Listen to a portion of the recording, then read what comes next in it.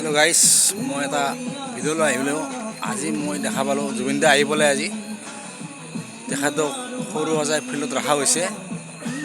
বহুত ধৰণৰ বহুত মানুহ আহিছে, অসমৰ মানুহ আহিছে, বহুত বাহিৰৰ মানুহ শ্ৰদ্ধাঞ্জলি জ্বলাইছে। বম্বাইৰো বহুত ছিংগাৰে আপোনাৰ গান শ্ৰদ্ধাঞ্জলি জ্বলাইছে।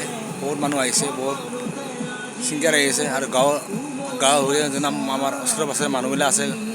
বহুত দূৰৰ পৰা অসমৰ পৰাই দোকান পোহাৰ বন্ধ কৰি হ'লেও বা নিজৰ কাম বন এৰি কৰি আহিছে। এই ইমান বৰষুণ বতৰতো আহি মানুহবিলাক কালিৰ পৰা লগ ধৰি ৰখি আছে, কালিৰ পৰা চাম কৰি আজি তেওঁ আহি পাইছে। আমি দেখিছোঁ যে ইমান ধুনীয়া ছিংগাৰ এটা ঢুকাইছে, জুবিন দা ঢুকাইছে। কিন্তু পাপন দাটো আমাৰ অসমৰ ছিংগাৰ এটা হয়। তেওঁ প্ৰথমতে আহাটো দূৰৰ কথা, তেওঁ এটা শ্ৰদ্ধাঞ্জলি জনোৱা নাই তেখেতে।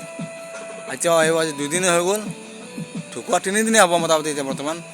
তো পাপনটো আমাৰ অসমৰ জন্মস্থানৰ মানুহ।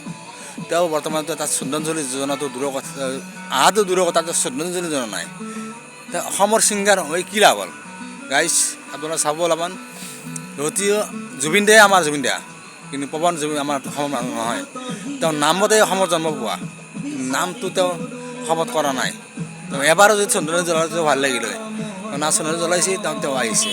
গাইজ আপোনালোকে চাই ল'ব, যাক জুবিন দাক যাতে পাহৰি নাযাওঁ আমি। জুবিন দাৰ য'তে শ্ৰদ্ধাঞ্জলি দিয়ক, য'তে ভালদৰে আমাক ৰাখে, এটা চিন থকা জেগাত ৰাখক। যে জুবিন দা ৰাস্তা দি গ'লে যাতে জুবিন দাক ৰাখিছে, সেই বস্তুটো আমাক লাগে।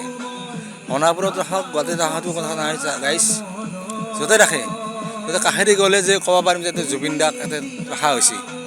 গাইজ